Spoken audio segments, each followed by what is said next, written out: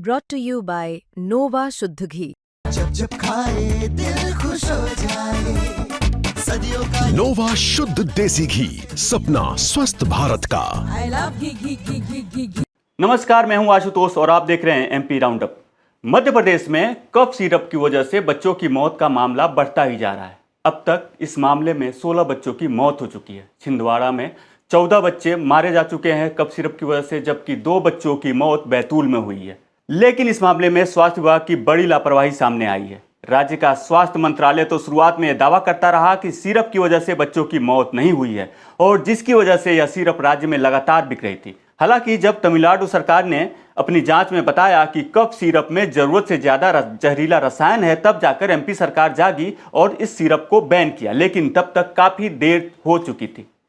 राज्य में फिलहाल 16 बच्चों की इस सिरप की वजह से मौत हो गई है, जबकि 8 बच्चों का इलाज अभी नागपुर में चल रहा है। तो आखिर इस मामले में किसकी लापरवाही है? आज हम इस मुद्दे पर बात करेंगे और हमारे साथ मौजूद हैं मध्य प्रदेश के वरिष्ठ पत्रकार अरुण दीक्षित जी। अरुण जी, आपका एमपी राउंड अप में स्वागत है। धन्यवाद जी, तो मेरा पहला सवाल है कि किसकी वजह से इन मासूमों की मौत हुई है? क्या स्वास्थ्य विभाग की वजह से या फिर जिसने दवा लिखी डॉक्टर उसकी वजह से? सरकार की वजह से, सरकार की लापरवाही की वजह से, सरकार में अराजकता की वजह से और सरकार में आपसी सहयोग की कमी की वजह से। मेन कारण सरकार है। डॉक्टर ने दवा लिखी, लेकिन दवा पहुंची कैसे? दवा की सप्लाई की अनुमति किसने दी? डॉक्टर ने खुद तो नहीं कहा। ये इसके लिए सिर्फ और सिर्फ सरकार की लापरवाही और आपसी तालमेल की कमी जिम्मेदार है। तो इंडियन मेडिकल एसोसिएशन यानी आईएमए भी, जो डॉक्टर सोनी ने जो दवा लिखी थी, उनके पक्ष में उतर गया वहाँ पे वो संगठन, और वो सीधे सीधे सरकार को दोष दे रहा है। वो बोल रहा है कि भाई हमारा काम नहीं है कि हम दवा की गुणवत्ता पे ध्यान दें, हमारा काम दवा लिखना है। तो सीधे सीधे इसमें डॉक्टर सोनी की गलती नहीं है। क्या कहेंगे आप इस पे? देखिए, मैं आपको इस एक इंडिविजुअल डॉक्टर की बात करने के बजाय जो प्रक्रिया है, ड्रग कंट्रोलर हर राज्य में होते हैं, वो जो भी ड्रग आता है उसका परीक्षण करवाना, उसके बारे में जांच करना या उसकी छानबीन करना, उसकी जो रिपोर्ट है, वो जो ड्रग कौन बना रहा है, कैसे बना रहा है, उसका कंटेंट क्या है, उसको परमिशन कैसे मिली है, कहाँ कहाँ जांच हुई है, इस सब की देखभाल करना ड्रग कंट्रोलर का काम है। दवाइयों की खरीद की अनुमति देना, प्रदेश में विक्रय की अनुमति देना, ये ड्रग कंट्रोलर का काम है। फिर उसके बाद सरकारी कोटे में दवा का खरीदा जाना या राज्य में सरकार वो दवा की बिक्री की अनुमति देना, ये तो सिर्फ और सिर्फ सरकार का काम है। सरकार को देखना है कि कौन सी चीज बिकनी चाहिए, कौन सी चीज नहीं बिकनी चाहिए। जो दवा, आप देखिए, आपको एक बात याद दिलाता हूं कि कुछ साल पहले, ज्यादा समय नहीं हुआ है, भारत का कफ सिरप गाम्बिया और उज्बेकिस्तान में बेचा गया था और वो कफ सिरप, उससे 60 बच्चे मारे गए थे गाम्बिया में। तब यूएनओ को शिकायत की गई थी, डब्ल्यूएचओ को शिकायत की गई थी, उसके बाद जांच हुई थी। तो ये पाया गया था कि भारत में जो दवा बनाई गई है वो अमानक है, उसमें जहरीला पदार्थ ज्यादा मिला हुआ है, जिसको लेकर आज बात हो रही है। दूसरी बड़ी चीज, ये तब इतना बड़ा मुद्दा आया था, उसके बाद भी कोई नहीं चेता। भारत में नकली दवाओं का कारोबार बहुत बड़ा है। जिस कंपनी का अभी पहली उसमें जो इन्होंने बंदिश लगाई है, जिसको बैन किया है, उस कंपनी को तमिलनाडु में बहुत पहले उसका लाइसेंस रद्द हुआ था। वो ये दवा बना ही नहीं सकती थी, वो अवैध ढंग से बना रही थी। फिर ये भोपाल, मध्य प्रदेश के बाजार में पहुंची कैसे? इसको अनुमति किसने दी? सबसे बड़ी बात तो ये है, कायदे से तो सरकार के ड्रग कंट्रोलर को इमीडिएट उसे इस्तीफा लेना चाहिए, बर्खास्त करना चाहिए, क्योंकि उसका काम है।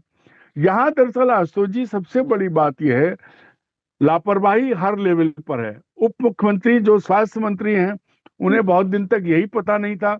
4 सितंबर से बच्चे मरना शुरू हुए, 16 बच्चे अब तक मरे हैं।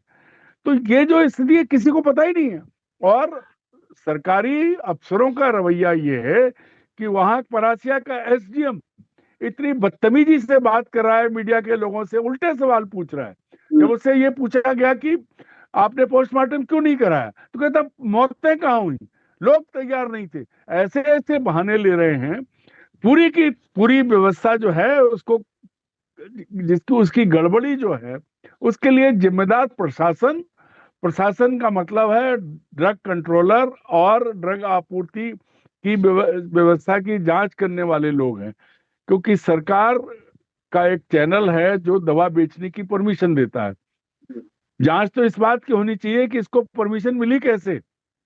और दूसरी बड़ी चीज है, सोचिए अभी सिर्फ तमिलनाडु की बनी दवा पर प्रतिबंध लगा है क्योंकि पहले तमिलनाडु की सरकार ने लगाया। अब आप समझिए हास्यास्पद क्या है, बच्चे आपके मरे और आप तमिलनाडु से दवा पर प्रतिबंध लगाने को कह रहे हैं। होना ये चाहिए था कि इमीडिएट कहते हैं कि मध्य प्रदेश में एक भी सीसी इस दवा की नहीं बिकेगी, तत्काल बैन करेंगे। नहीं, उसका वेट करते रहे, बच्चे मरते रहे। ये तमाशा बना दिया है।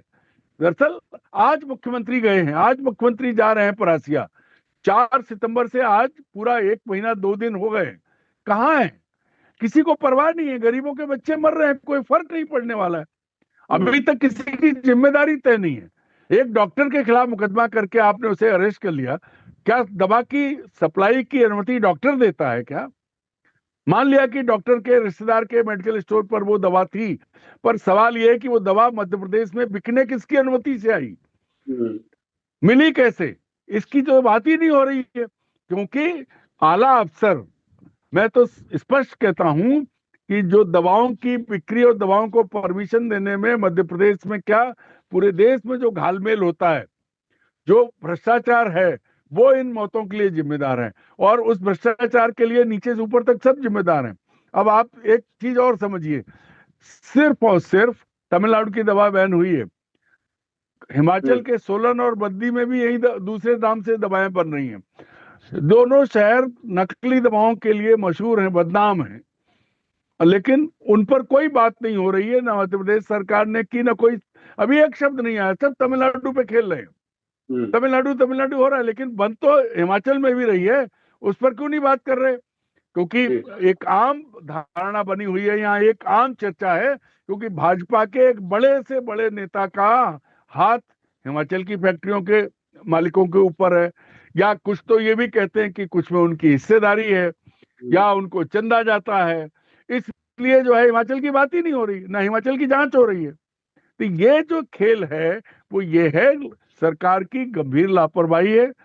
सरकार के ऊपर इन हत्याओं का हो जाएगा। ये बाल संहार है, 16 बच्चे मरे और अभी तक सरकार इलाज भी चल रहा है। अभी 8 आज चल रहा है नागपुर में। देखिए, और अभी ये भी पता नहीं है कि कहाँ कहाँ ये दवा पहुंची है। भाई इन दिनों ये जो महीने हैं, इनमें आमतौर पर खांसी जुकाम बुखार फैलता है। ये स्वाभाविक है, बरसात खत्म होती है, जाड़ा आता है, बीच में बीमारियां फैलती हैं।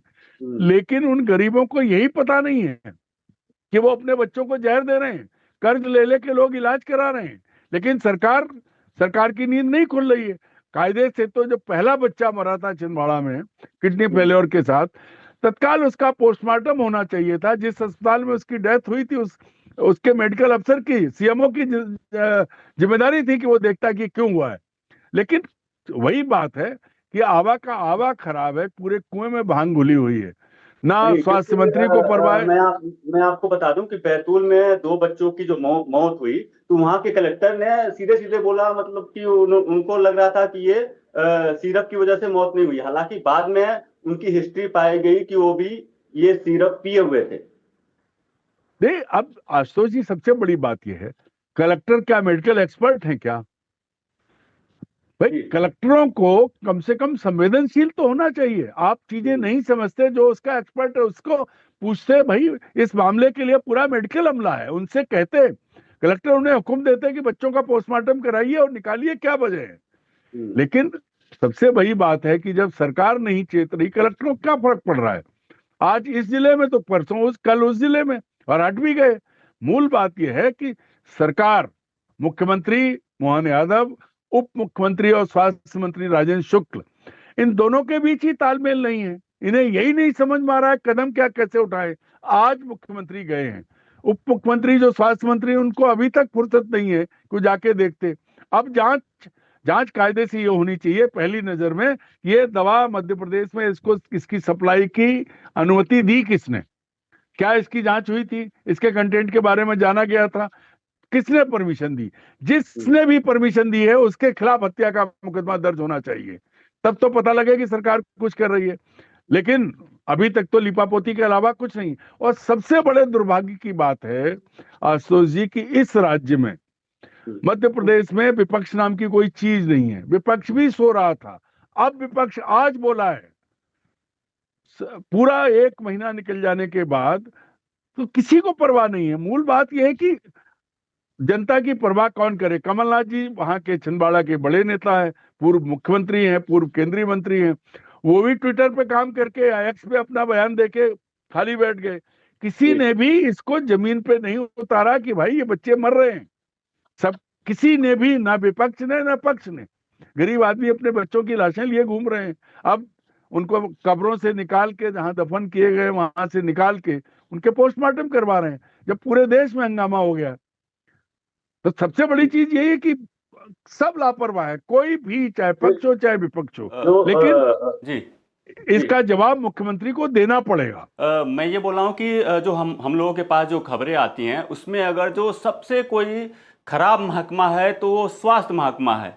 अस्पतालों में मरीजों को चूहे काट दे रहे हैं, कहीं छत गिर जा रहा है, कहीं हॉस्पिटल में।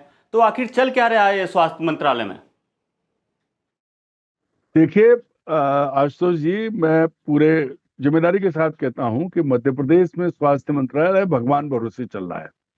नकली दवाएं, दवाओं की चोरी, कालाबाजारी, भ्रष्टाचार, फर्जी सप्लाई, सब कुछ हो रहा है। आप याद करिए, जब कोरोना काल था तो मध्य प्रदेश के सबसे बड़े गांधी मेडिकल कॉलेज में, जो भोपाल का सबसे बड़ा अस्पताल है, वहां सैकड़ों रेमडेसिविर इंजेक्शन चोरी हो गए थे। तो ये यहाँ मतलब ऑक्सीजन नहीं होना, बाकी सब चीजें तो ठीक थी, अव्यवस्था थी, अराजकता थी, वो तो अपनी जगह थी। अस्पताल से रेमडेसिविर इंजेक्शन चोरी हुए। तो यहाँ क्या है, देखिए पूरे जो ग्रामीण क्षेत्रों में जो अस्पताल हैं उनमें पूरा मेडिकल स्टाफ नहीं है, और तो और पैरामेडिकल स्टाफ भी पूरा नहीं है। दवाओं की तो बात ही छोड़ दीजिए।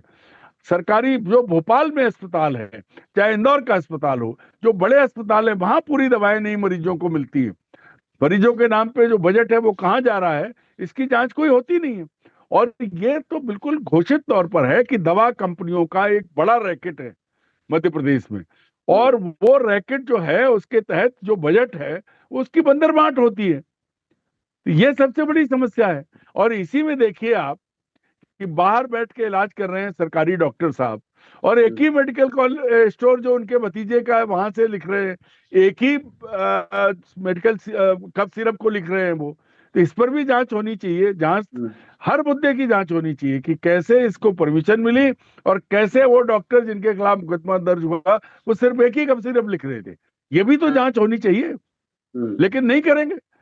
आप पूरे इसके विस्तार से जांच करेंगे, पूरे प्रदेश में जांच होनी चाहिए कि दवाओं की हालत क्या है और कहां कहां है ये दवा।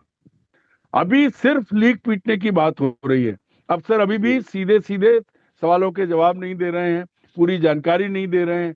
कितने बच्चे बीमार हैं इसके अलावा, क्योंकि अब कहा जा रहा है कि वो घर घर जाके चेक कर रहे हैं। अच्छी बात है, करिए, देखिए और व्यवस्था करिए कि आगे बच्चे न मरे, लेकिन बताते भी जाइए, सच भी तो बोलिए कि हाँ गलती हुई है। वो नहीं मान रहे हैं।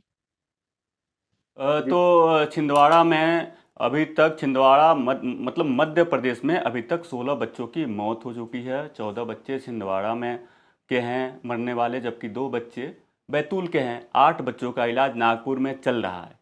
तो आखिर इन मौतों का जिम्मेदार कौन है? किसकी वजह से इन बच्चों की मौत हुई? ये सवाल है, और इन सवालों का जवाब अब जांच के बाद पता चलेगा, अगर जांच ठीक ढंग से हुआ तब। एमपी राउंडअप में जुड़ने के लिए आपका बहुत बहुत धन्यवाद अरुण जी। मध्य प्रदेश से जुड़ी तमाम बड़ी खबरें देखने के लिए देखते रहिए एमपी तक।